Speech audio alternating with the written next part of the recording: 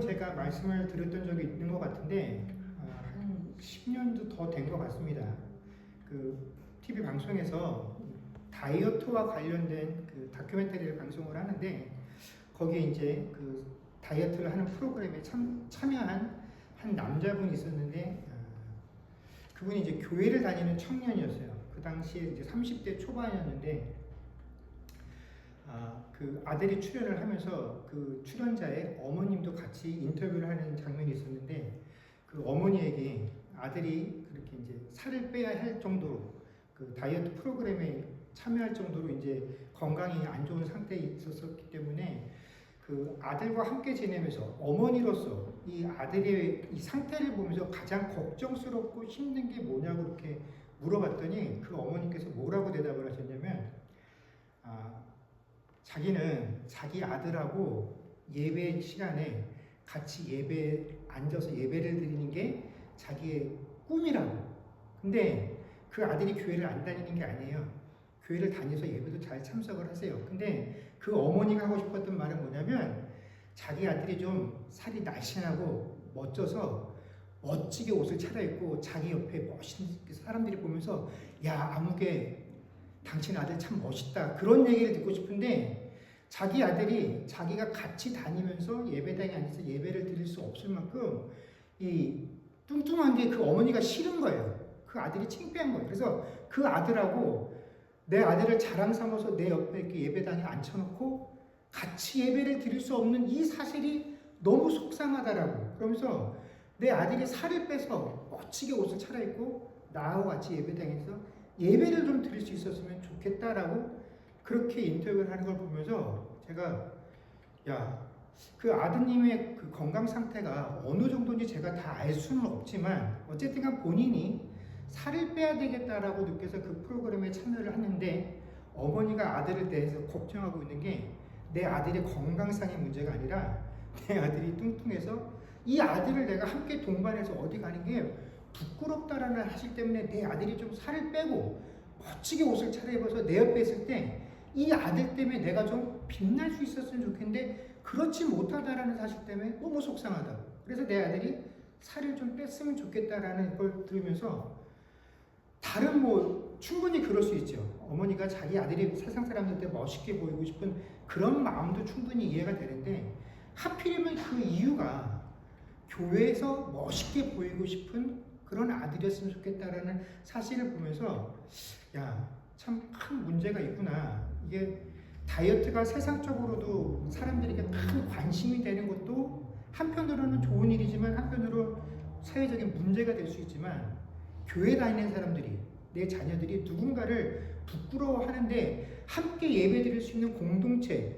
예배 신앙생활을 잘하고 있으면 그 사람의 외모나 자격이나 조건이나 상관없이 하나님의 자녀로 부름받아서 나와 함께 예배 공동체로 있다는 사실만으로 기뻐하고 감사할 수 없고 심지어 내가 배 아파 낳은 자식임에도 불구하고 이 아이가 신앙생활을 잘하고 있음에도 불구하고 이 아들이 멋있어 보이지 못한다는 그 사실 때문에 내가 부끄러움을 느끼고 이 아들을 감추고 싶다라고 한 이 이야기를 보면서 참 우리가 신앙생활을 하고 있는데 잘못된 신앙생활을 하고 있는 부분이 의외로 많구나 하는 것들을 새삼 확인할 수 있는 그런 시간들이 되었습니다.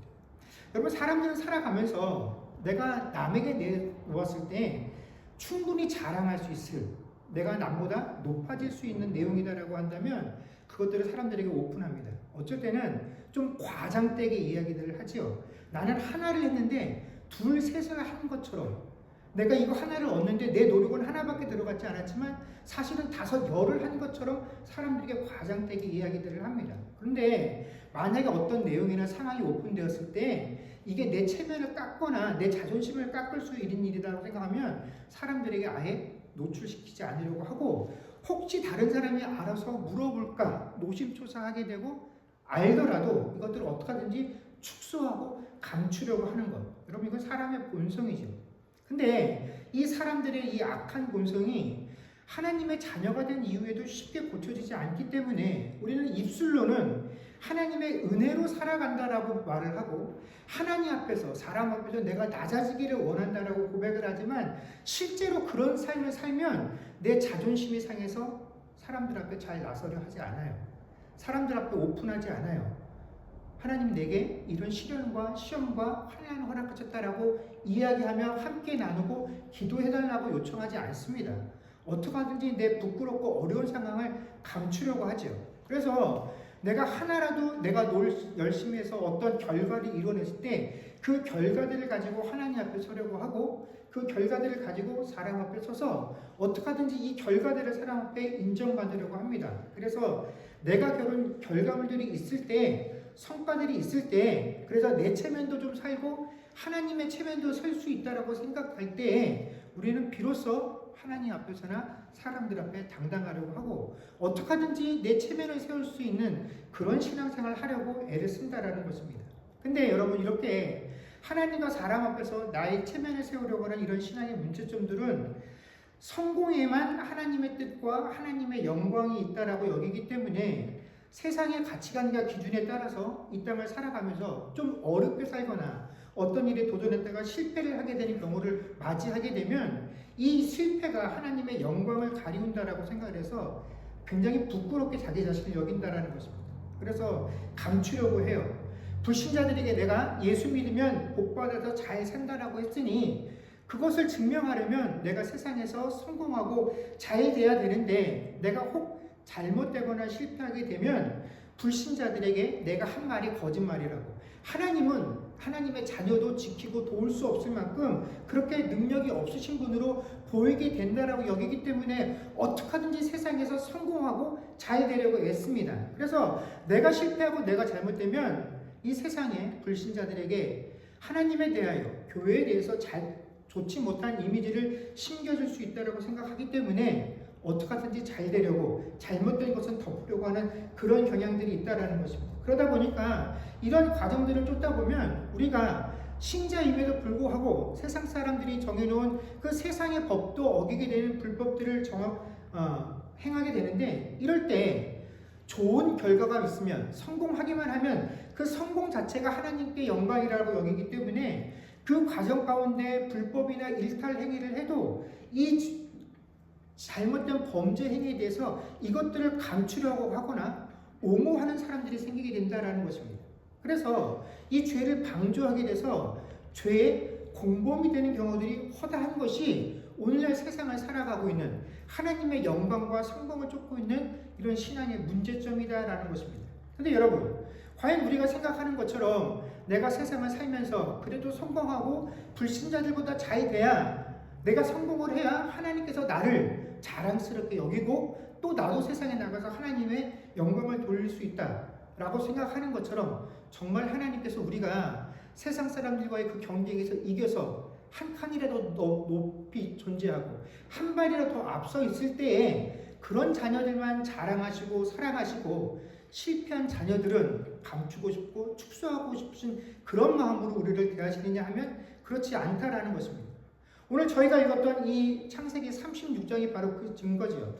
만약에 하나님께서 우리와 같은 그런 기준들을 가지고 자녀들을 대하고 계셨다라고 한다면 여러분 이 창세기 36장은 존재하지 않았을 것입니다. 왜냐하면 오늘 저희가 읽었던 이 1절에서 8절까지 내용만 봐도 6절과 7절을 제외하고 나면 여러분 창세기 36장은 이 전체가 누구에 관한 족보냐면 에서에 관련된 족보 내용이다라는 것입니다. 여러분 우리가 이미 잘 아는 것처럼 에서와 야곱 이 두 쌍둥이 형제 중에서 누가 하나님께 택함을 받고 누가 하나님께 복받기로 복중에서부터 선택된 사람이었습니까? 야곱이죠. 우리는 이미 정해진 답을 다 알고 있습니다. 그리고 말라기 1장 2절에서 3절까지 보면 이 에서와 야곱에 대해서 하나님께서 이렇게 말씀해 주고 계십니다. 우리 말라기 1장 2절에서 3절까지 말씀을 우리 다 같이 읽도록 하겠습니다. 읽겠습니다. 시작. 여호와께서 이르시되 내가 너희를 사랑하였노라 하나 너희는 이르기를 주께서 어떻게 우리를 사랑하셨나이까 하는도다. 나 여호와가 말하노라 에서는 야곱의 형이 아니냐. 그러나 내가 야곱을 사랑하였고 에서는 미워하여 그의 산들을 황폐하게 하였고 그의 산업을 광야의 이리들에게 넘겼느니라. 아멘. 말라기 1장 2절에서 3절까지 보면 하나님께서 하나님을 배반하고 있는 이스라엘에게 내가 너희를 사랑했다라고 말하니까 이스라엘 백성들이 하나님이 언제 저희를 사랑하셨습니까? 라고 되물으니까 거기에 대한 물음에 대답으로 뭐 주셨냐면 야, 에서가 야곱의 형이 아니냐.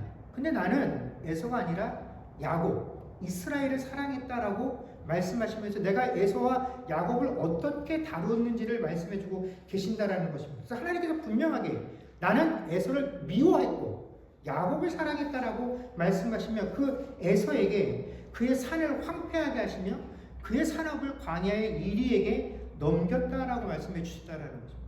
이 말라기 1장 2절과 3절의 말씀에 따른다라고 한다면 또 그리고 우리가 일반적으로 생각하는 사랑하는 자들에게 그 부모가 어떻게 하고 미워하는 자들에게 어떻게 하느냐 하는 그런 일반적인 기준을 따른다라고 한다면 분명히 이 에서와 야곱 이 두 형제 중에서 삶의 자랑거리가 넘쳐나야 되는 사람은 에서와 야곱 중 누구여야 하겠습니까?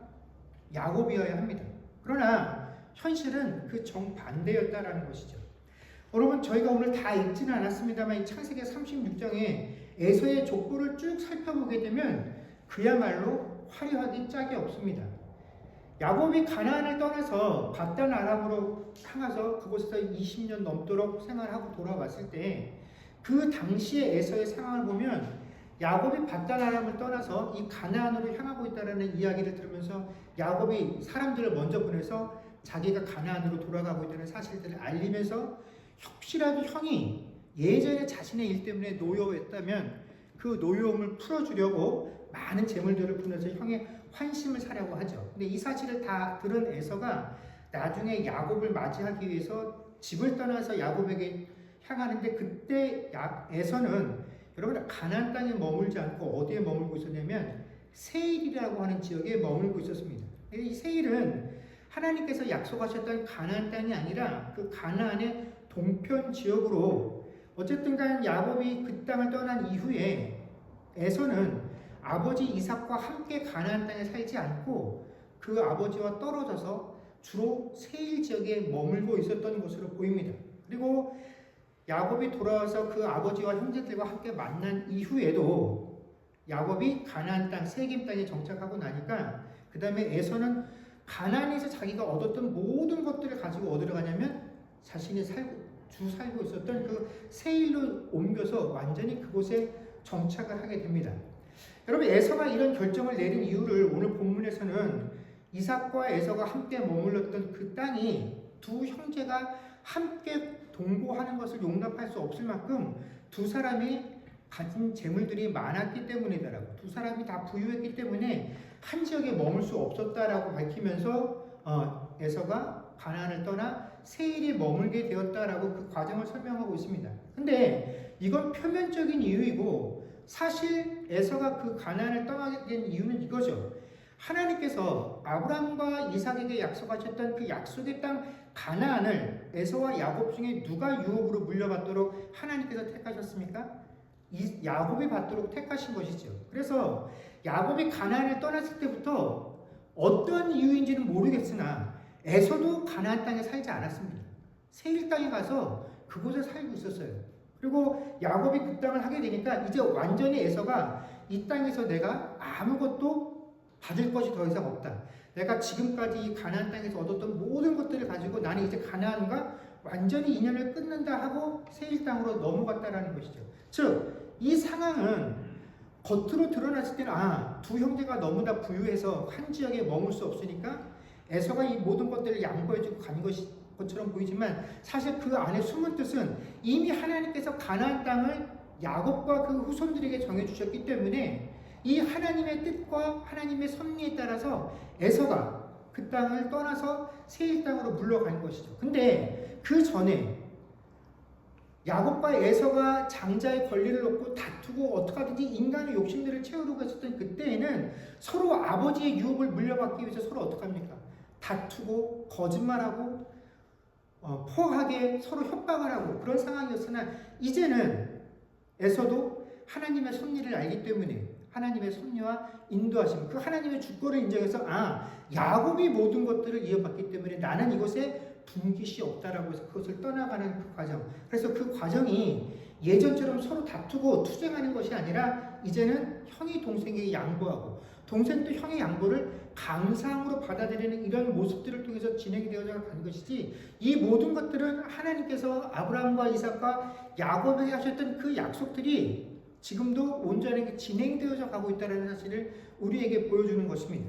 자, 이것만 놓고 보면 하나님께서 당신의 자녀들에게 약속하신 그 일들이 순조롭게 진행되어져 가는 것처럼 보이는데, 여러분, 이 모든 과정 가운데서 우리가 쉽게 받아들이기 어려운 내용이 한 가지 있다는 것입니다. 그게 뭐냐면, 야곱이야 하나님께서 선택한 사람이니까 부자가 되고 형통하게 되는 것이 너무나 당연한 것처럼 여겨지지만, 에서가 부자가 되었다라는 것, 이 지점이 사실 우리가 쉽게 받아들이기 어려운 부분이다라는 것입니다.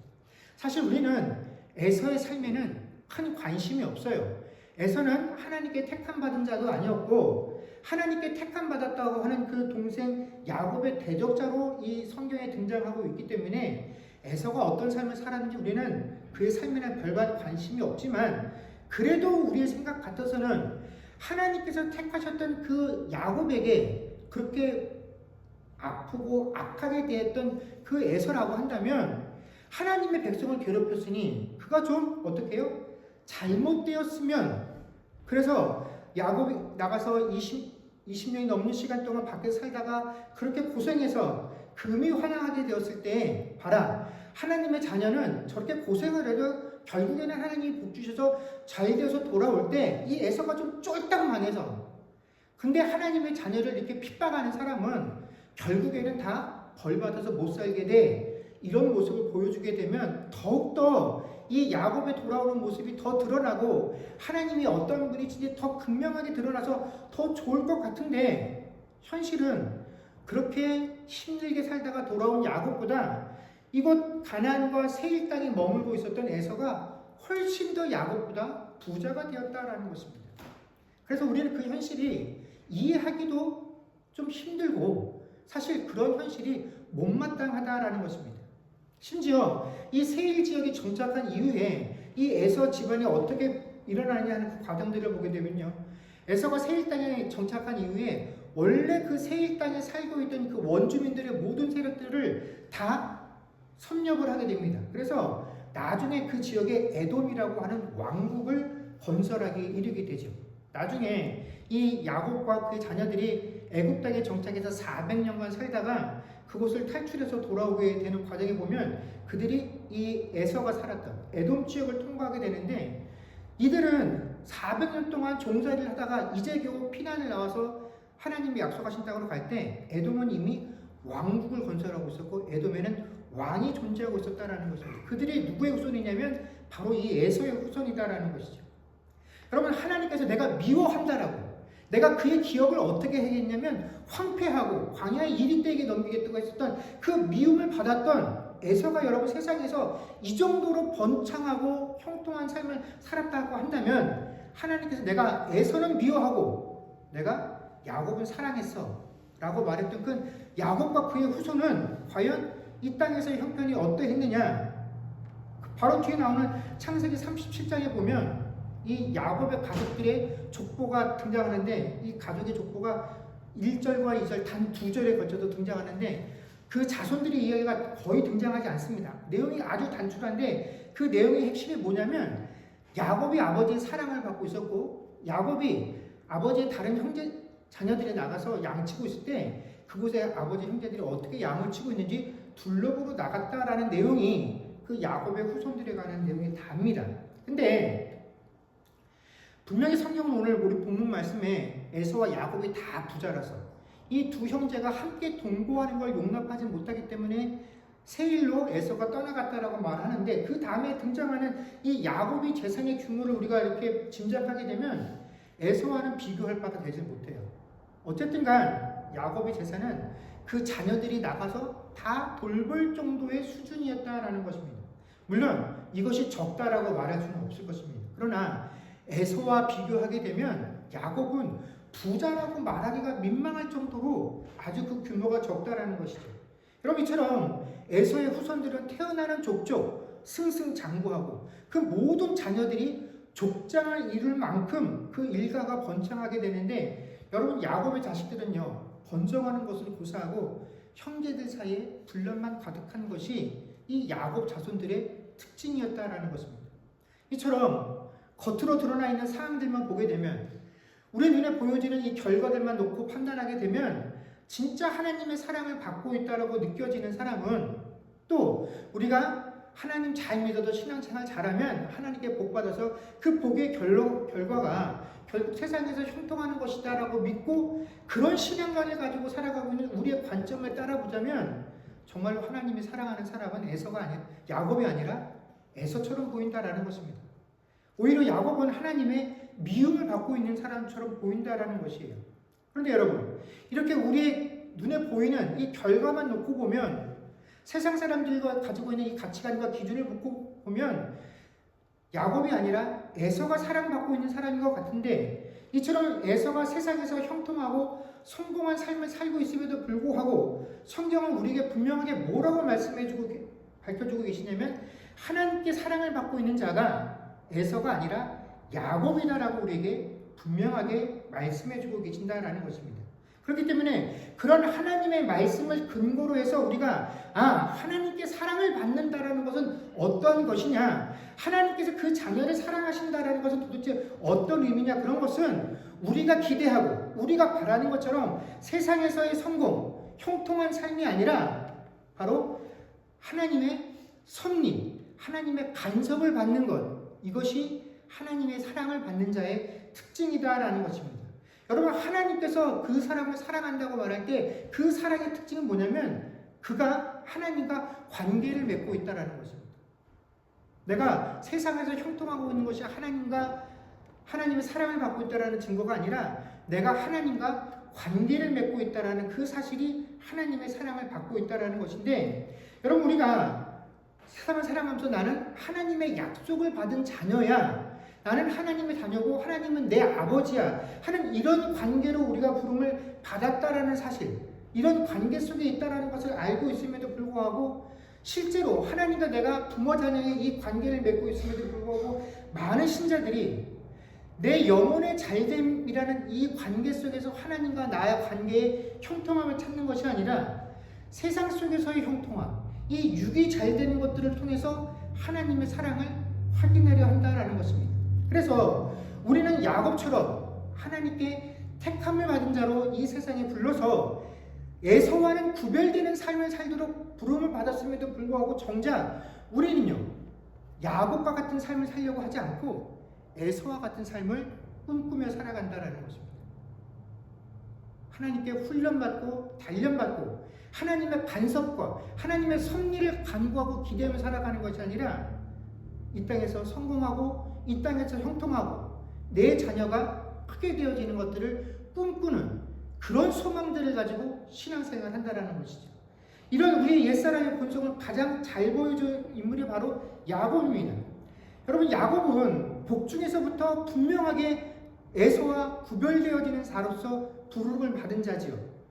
에서가 세상의 법칙과 세상의 형통함을 보장해주는 그것들의 특징을 나타내는 사람이었다고 한다면 야곱은 그것과는 정반대되어지는 하나님께 속해서 하나님의 간섭과 하나님의 섭리를 통해서 하나님의 뜻에 합당하게끔 살아가는 자로 보여지도록 그런 특징을 가지고 살아가도록 부름받은 것이 야곱이었음에도 불구하고 야곱은 살아가는 내내 에서와 같은 삶을 살기를 꿈꾸는 사람이었다는 것입니다. 그 인생의 목표가 에서였다는 것이죠. 그는 에서가 태어날 때부터 가지고 있었던 그 장자의 권리를 갖기를 원했던 사람입니다. 아름다운 아내를 얻어서 그 아내와 사랑하면서 다복한 가정을 이루는 것을 꿈꿔왔습니다. 어떻게 하든지 내게 주어진 이 지혜와 경험들을 통해서 내 삶을 개척하기 위해서 애쓰고 노력하면 내 애쓰고 노력한 것만큼의 정당한 보상을 누리고 살 수 있는 그런 삶을 꿈꾸며 기대했었던 사람입니다. 그런데 그렇게 해서 장자의 권리를 얻었더니 형으로부터 생명의 위협을 받아서 가나안 땅을 떠나야만 했습니다. 바단 아람으로 도망하는 그 와중에서도 나는 어떻게 하든지 하나님의 손을 붙잡고 다시 이 땅에 돌아올 것이라는 것을 꿈꾸고 소명하면서 그곳에 가서 내가 이곳에 다시 한번 불같이 일어나 보리라, 당당하게 갖춰서 아버지에게로 형에게로 돌아가리라 꿈꿨었지만 그는 자신보다 더 독한 외삼촌을 만나서 20년 동안 품삯 없이 그곳에서 꼬박 일을 해야만 했습니다. 다행히 사랑하는 여인을 발견해서 내가 그래도 이 여인과 결혼해서 살면 그래도 내 마음 둘 곳 있겠거니 하면서 그 여인을 위해서 힘껏 일했더니 그 여인이 아니라 그 여인의 언니를 아내로 얻게 되었습니다. 그래서 그곳에서 생활하는 동안 이 두 여인이 서로 남편의 사랑을 얻기 위해서 이 두 여인이 질투하고 경쟁하는 바람에 아내를 2명, 또 첩을 2명, 도합 4명의 아내를 얻었음에도 불구하고 그 4명의 아내 때문에 행복하고 기쁜 것이 아니라 늘 피곤한 삶을 살아야 했던 것이 이 야곱의 인생이었다는 것입니다.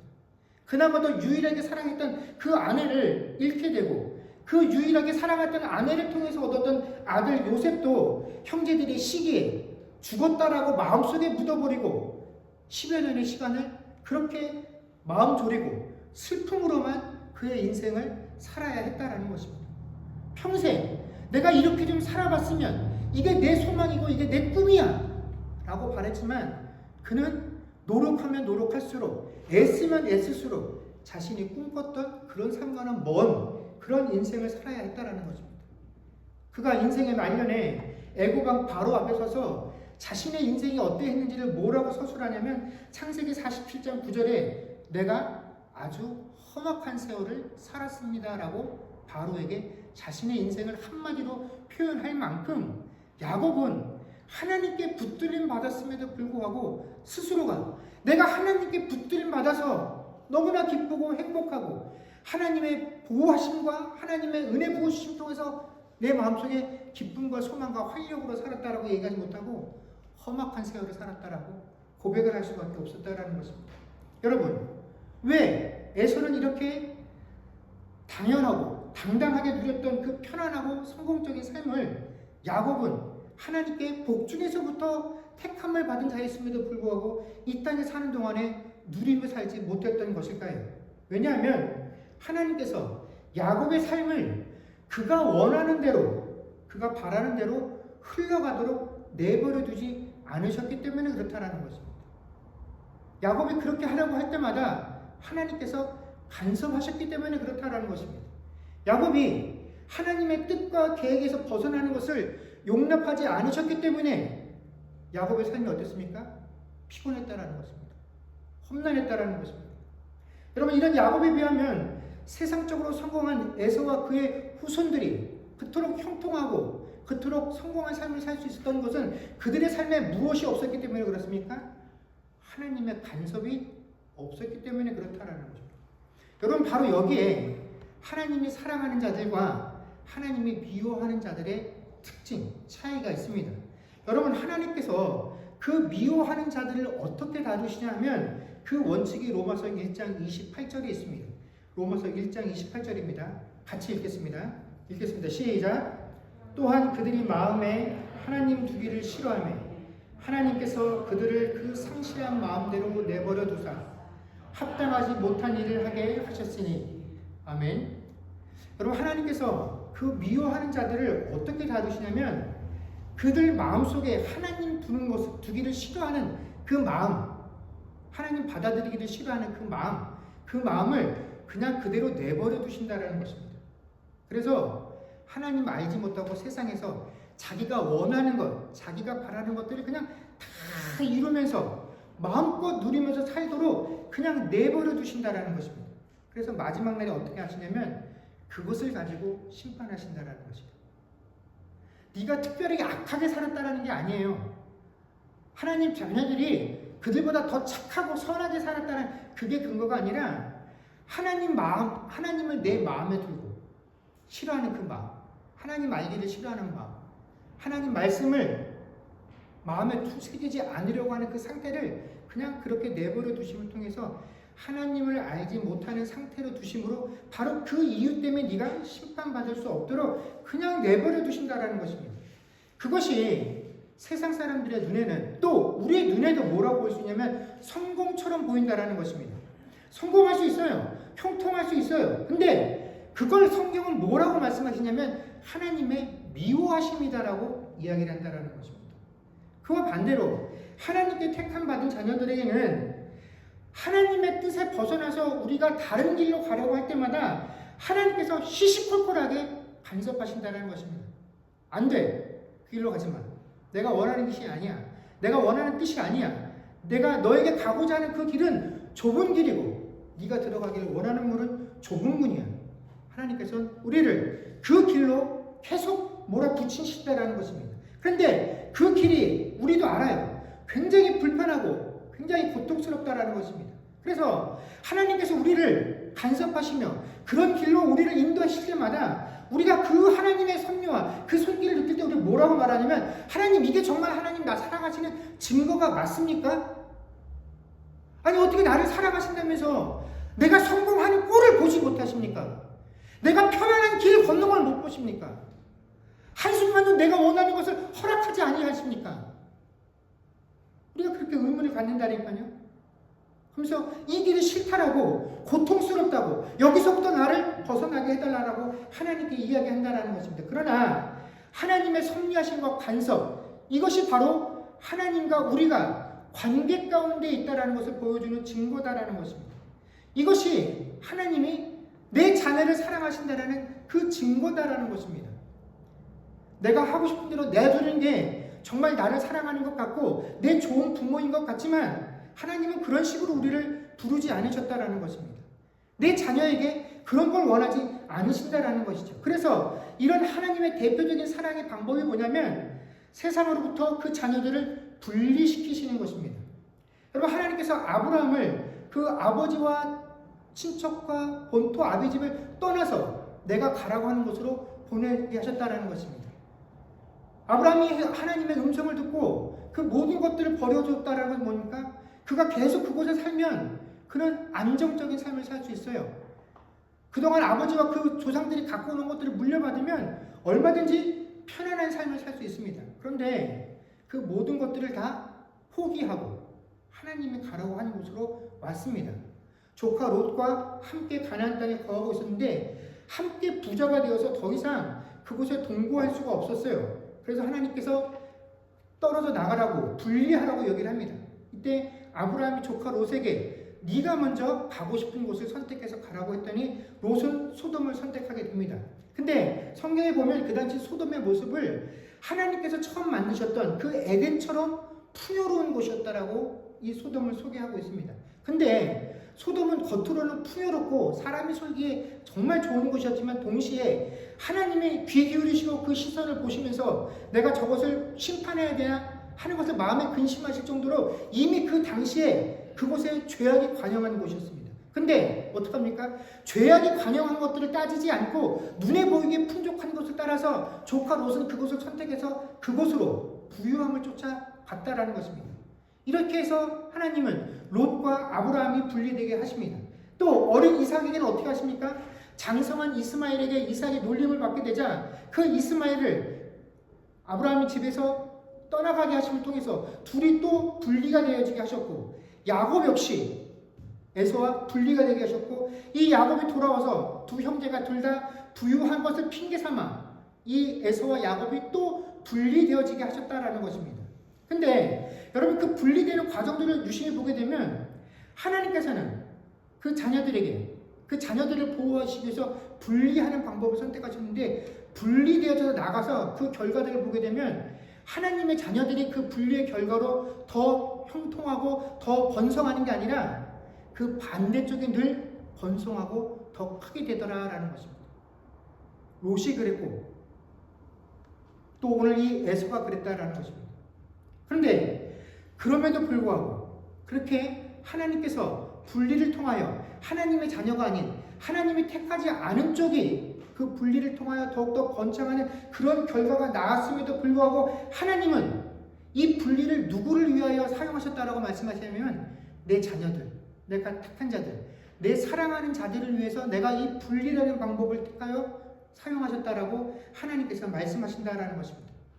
사랑하는 성도 여러분, 우리는 이 세상에서 믿지 아니하는 자들과 함께 섞여서 이 세상의 가치관과 그들의 법에 따라서 함께 그들과 경쟁하면서 이 세상을 살아갑니다.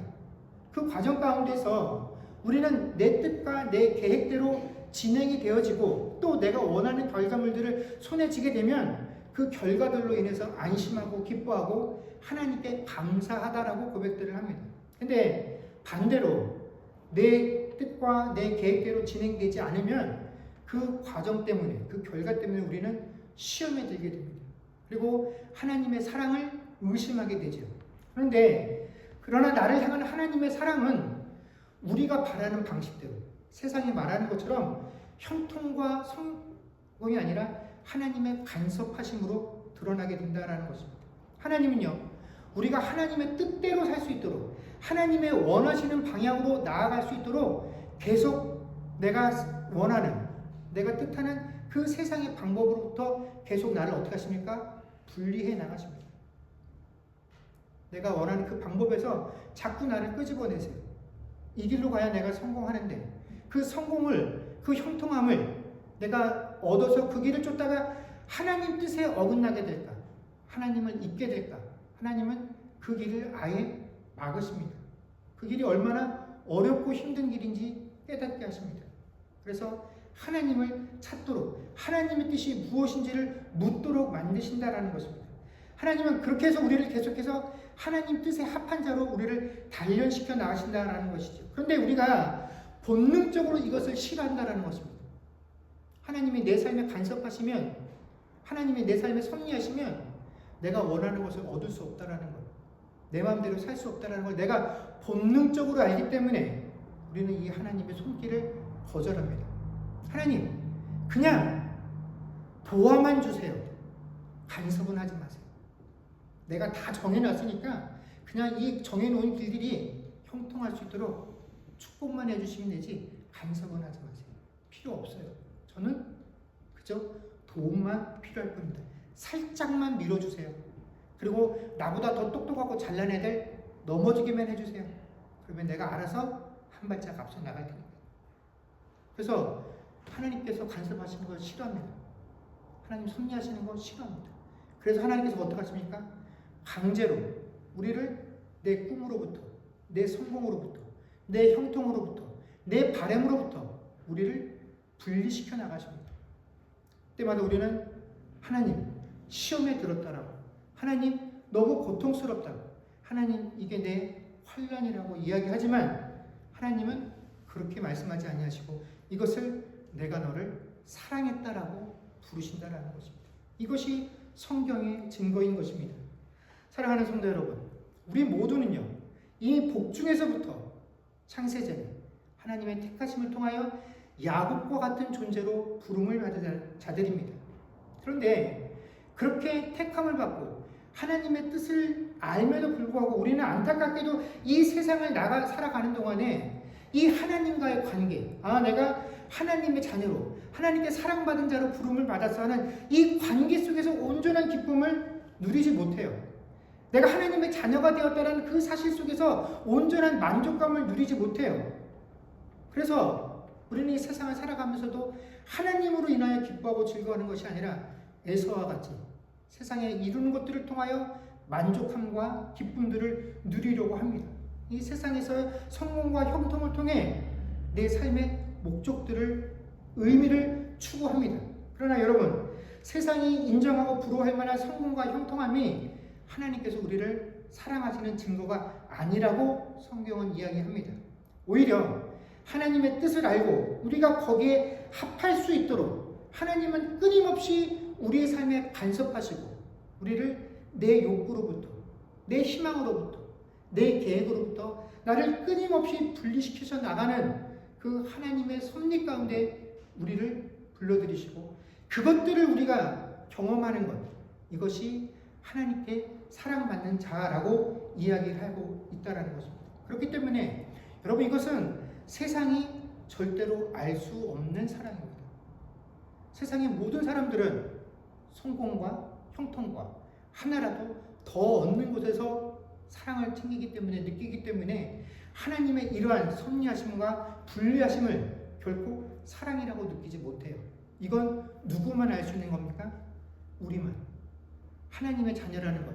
내가 하나님의 자녀가 되었고 그것은 형통과 성공에 있는 것이 아니라 하나님의 간섭하심과 세상으로부터 분리시키심과 그 과정들을 통하여 나를 하나님의 뜻에 더욱더 합한 자로 만들어 가시는 것이 하나님의 참된 자녀의 기쁨이라는 것을 온전히 깨달은 자들만이 고백할 수 있고 인정할 수 있는 것이 바로 하나님의 사랑이고 이것이 사랑의 비밀이며 법칙이기 때문에 그렇다라는 것입니다. 여러분 오늘 이 말씀이 오늘 이 우리에게 도무지 쓸모없을 것 같은 이 에서의 족보가 도대체 우리에게 무슨 의미가 있는가? 하나님께 택함받지 못한 자, 하나님의 택함받았던 그에게 원수와 같았던 이 자의 족보를 하나님께서 기록하셔서 우리에게 보여주시는 의미가 무엇인가? 그것은 이들이 이렇게 세상에서 성공하고 형통한다 할지라도 이들은 결국 하나님께 미움받은 자들이라는 것입니다. 그래서 이런 자들이 세상에서 말하는 성공을 볼 때 우리 보고 부러워하지 말라라는 것입니다. 그들이 하나님을 알지 못하는 상태로 그대로 내버려 두시는 것이 하나님께서 그들에게 내리신 최고의 형벌이기 때문에 그렇다라는 것입니다.